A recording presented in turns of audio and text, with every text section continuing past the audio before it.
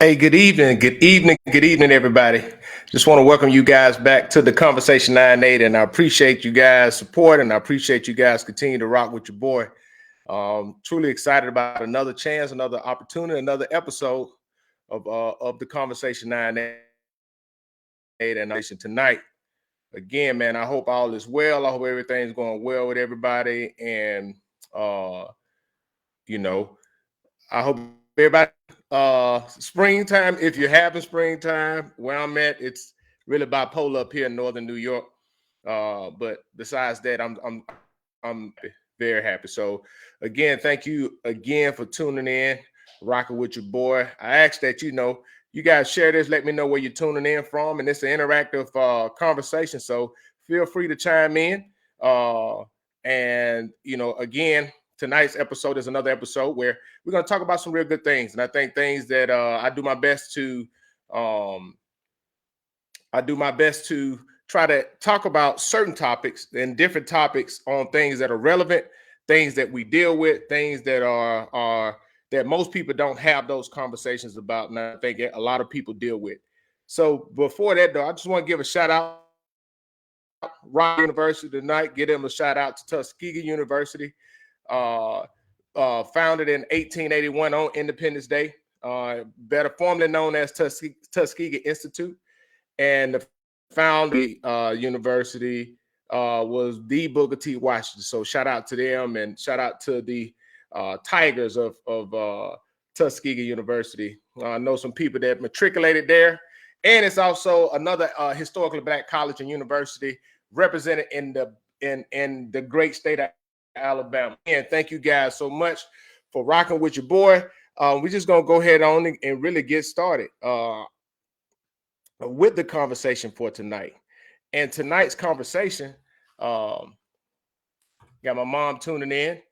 Good evening. She's tuning in from here up at Fort Drum.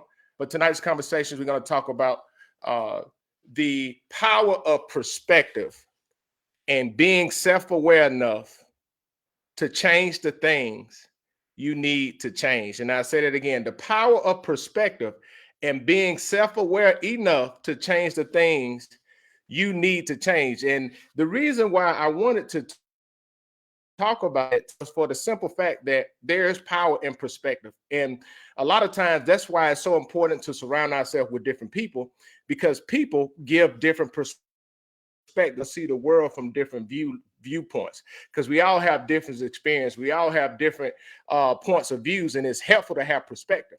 But the other thing is we have to be self-aware enough to and have the I'm self-aware to know that I need to change in the area and actually do the things necessary to facilitate that change.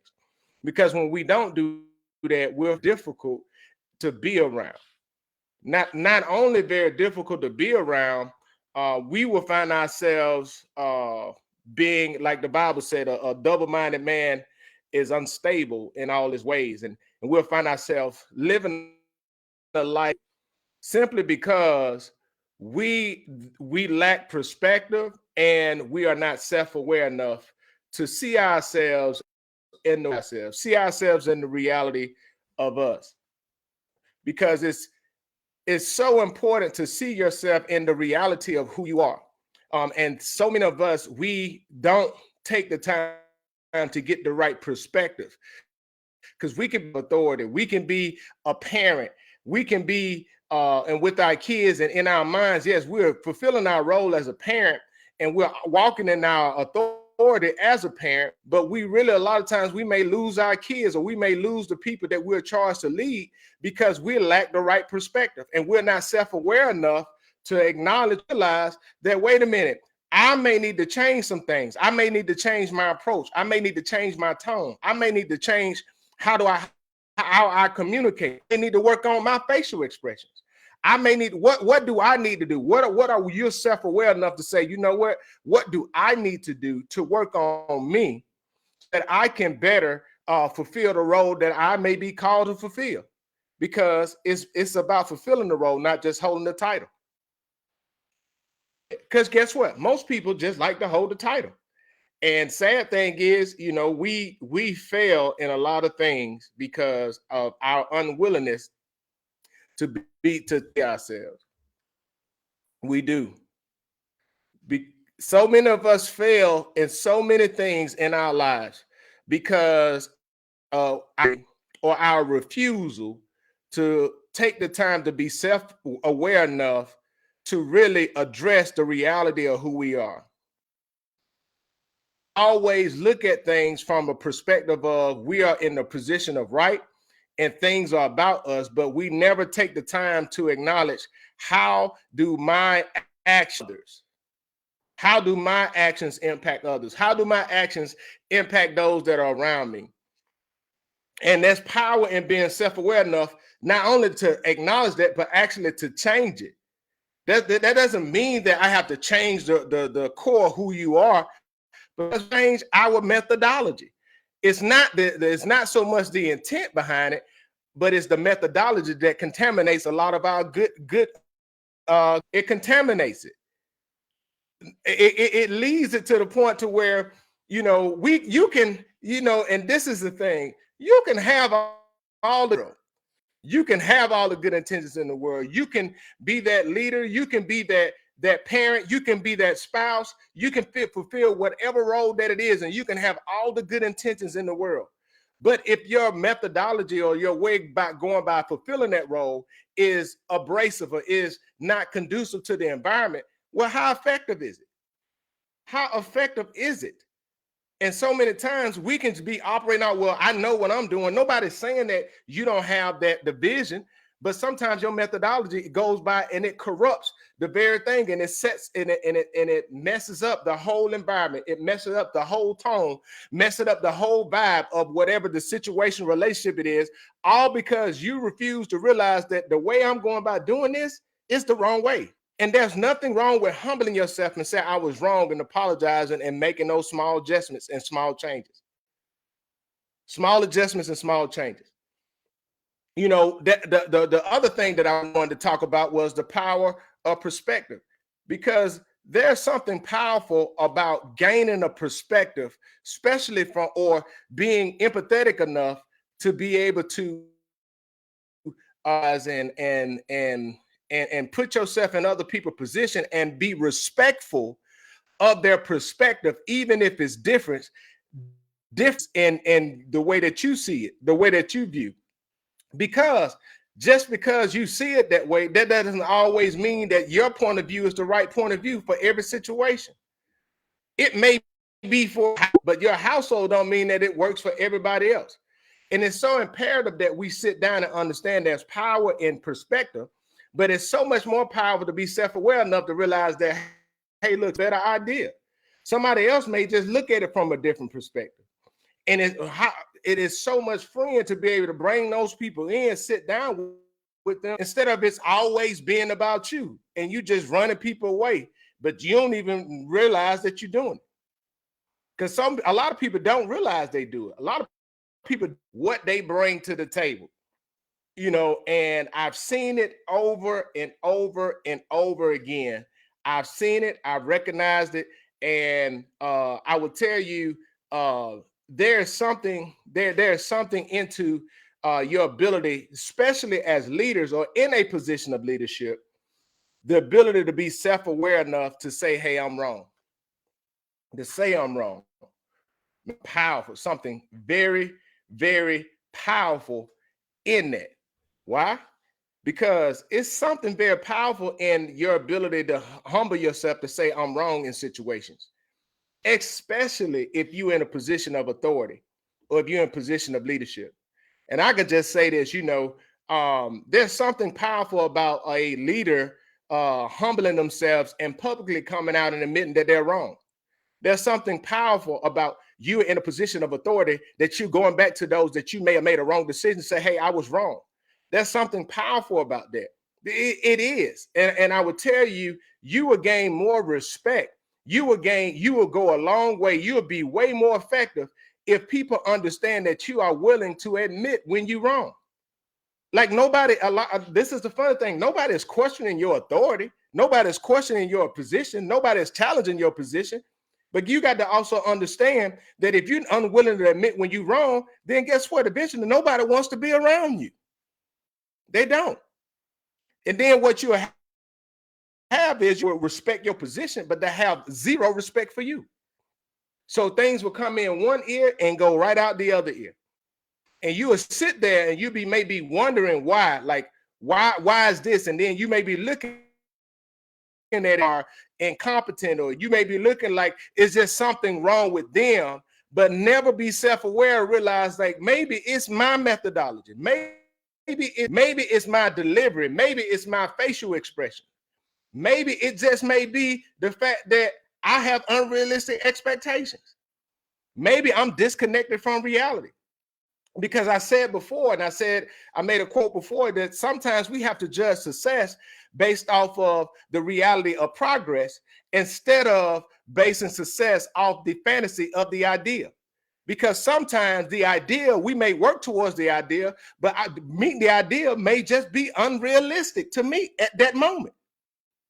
So sometimes the success just may be we've made progress, because every situation is different. Every situation, every circumstance is different. And when we start talking about people and dealing with people and interacting with people and social interaction, and when we start talking about things as a community outside of the individual, we have to always be cognitive of the simple fact that we have to be considerate of others.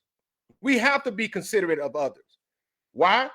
There's a lot of people that may turn around and say, and they make the argument that, hey, these people just soft, and and because I'm tough on them and I'm demanding a lot for them.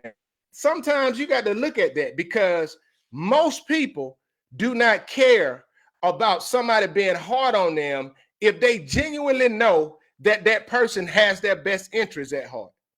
The problem come in, 100% recognize that you don't care about them. Only thing you care about them is what they can do to make you look better. And so we are demanding, but then, okay, what are we demanding? Why are we demanding it for that? Are we communicating to the people, hey, this is where I want you to go. This is where we're trying to go. This is where we're trying to elevate to. Or are you so motivated behind pushing and accomplishing these things to feed your own ego? And you're the one that can answer that. But most time we're not self-aware enough to acknowledge that. We're not self-aware enough. And I'm gonna tell you, let's just be honest. Let's be honest. Let's be 100%. What they say, let's keep it 100, right? There's a lot of people in leadership positions that the people that work for them can see them from a mile away, that everything that they're doing is all about serving their ambitious goal. It's not about really making the organization better. It's not about making that school better. It's not about making that unit better. It's not about making your team better. It's all about, I'm going to push so that I can get the benefit. It's all self-serving. And the thing about it is, the people that you lead can see through that 100%. They see right through it. And you can try to, and they'll sit there and they'll survive, but they know for a fact that you're not there for their best interest. So it just increased the stress, and people just survive, and then you curb, or you stomp out the creativity and the willingness for people to contribute. And that happens all the time. But the sad part is those ship positions, most of them don't even recognize that, guess what? I was wrong. You know, I remember I looked at you guys remember Morgan Freeman played Joe Clark. Joe Clark was a principal at Eastside High in New Jersey. If I'm not mistaken, I know there was the Ghost. And he was a hard charger. He came in, turned the lock, and he was pushing, and he was pushing so much to the point to where he almost lost the teachers that was there for him. And I remember that one scene right before he went to jail, and his assistant just told him, you know, baby, you're not the only one here. You're not the only one that's a part of this. You got a team behind you. You got other people working for. And then at the end, I think he had an epiphany, and he understood that everybody was contributing. And I think sometimes we come in with that mindset that, yeah, I'm trying to elevate. Yeah, I'm trying to grow. But how am I doing that? How do I go about doing that? And it's critical to have different perspectives, right? And be self-aware enough to realize, like, okay, dang, I may need to adjust. Adjusting is not changing who you are, it's just realizing and maximizing the moment. Why? Because there's a lot of people that don't do that. A lot of people don't take the time to maximize the moment. A lot of people don't take the time to look at their situations. And they just go off and they convince themselves that they are all right. Because I'm telling you, especially this is something you got to really think about. You have to be very careful, especially if you find yourself always in positions of leadership, on how you ask or how you demand things from other people. Because most of the time, when you find yourself in a position of leadership, you may see you would do things and demand those other people to do things, but not give them the freedom to do it in the capacity of their abilities. And you expect them to do it how you would do it. And is that fair to them? Because how much would you enjoy that? You wouldn't enjoy that at all, but somebody expecting you to replicate them instead of allowing you the freedom to be yourself. How well do you actually communicate? Just because you say you want something, communicating your intent. And you have to be self-aware enough to realize, like, dang, maybe I haven't, I didn't. If they're not meeting stuff over and over and over again, are you clearly communicating your intent? Are you? And that's something you have to be self-aware enough to pull back and be like, wait a minute, let me see. And because most of the time, I don't think we do that. I don't think we sit down and actually have those conversations with ourselves. I don't sit down and be reflective enough, be reflective to the point to where we can acknowledge that I'm a little bit out of pocket right now. And this is the truth. You know, we get most of the time you ain't gonna like it. You don't mean that it's not true. I can remember a time where I was told that my tone was a problem in how I communicated, that my tone was very demeaning, that my tone was very rough. And I was frustrated for years. I was frustrated because my wasn't matching my tone. For me, I thought that the way that I was communicating wasn't matching up how it was perceived. What I had to realize was the fact that it had nothing to do with how I perceived it. If I'm trying to communicate to somebody else, it was all about how it was perceived from the other person. And what I ended up doing was I ended up looking and having to change how I communicated. And I realized that, guess what? When I made the adjustment, the communication got better because I checked myself. I didn't sit down and try to continue to point the blame and be like, well, that's just not my problem. My goal was to communicate, then I could make the adjustments. And sometimes, guess what? My tone wasn't coming from a place of malice. My tone was coming from a place of passion. And what I mean by, Kate, that, hey, look, this is something that's important to me and blah, blah, blah, this, that, and the third, but it was coming off as it was demeaning. And guess what? I could have continued to be like, oh, that ain't my problem. But no, the reality is it was, because it was me. It was coming from me. So that's the question, right? How often do we sit down and say we are wrong? How self-aware of us to realize that we are wrong in something and actually go back and change it and communicate that change? And I'm not talking about that silent change things. I'm not talking about, you know, you're wrong, but you don't never say nothing. You just change and don't. No, I'm talking about you realize you're wrong. You go back to the person that you may have caused and did wrong and say, you know what? I just want to tell you I was wrong with it. And then, hey, look, I want to come back and say, hey, look, I was wrong. I apologize for that. Hey, you was right. And then boom, especially because too many times people do things in public, but then come back and want to, they do things harmful to people in public, but want to apologize privately. But no, keep that same energy. If you embarrass somebody publicly, you need to apologize.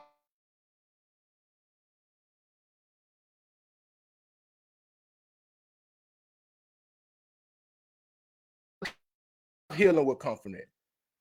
A lot, and I mean a lot. So it is so important that we continue to do that. It's so important that we continue to communicate with each other. It's so important that we continue to be adult enough to say, you know what, I'm wrong and I'm willing to change. I'm willing to do better. So, and I just wanted to come on tonight real quick. Didn't want to stay on long. And I wanted to come on and talk about that tonight. There's power, the power of perspective and being self-aware enough to change the things you need to change. And I would tell you, there are a lot of areas in our lives that we can change things that we know and that we recognize we need to change. In areas, I would tell you, if there are some areas in your life that you know you need to, that you know that are impacting those that you claim to be your loved ones, you claim that you care about, if there's some areas, if it's in a relationship with your kids or your spouse or the people that you're charged to lead or your coworkers, if those areas you know you need to change, is how you communicate to people. How do you what's your tone when you talk to people that you work with? What's your tone that you talk to people that you in your house? Those things, work on those things, not only, but go to those people and make it right. No need to sit around and continue to act like it don't matter, but it does matter. And I would tell you, a lot of relationships be from that. A lot of respect will be gained when we go back and we apologize. So I challenge you to go and do that. Pick up, go to them tomorrow. Don't put it off. Today is the day. Today is the day to do it. So I thank you guys for tuning in tonight. I really appreciate you guys rocking with your boy. We're 128 strong. So listen, go and check me out at The Conversation 98 on YouTube, The Conversation 98 on Instagram, The Conversation 98 here on Facebook, and TikTok at The Conversation _98. You guys have a great and wonderful evening. God bless.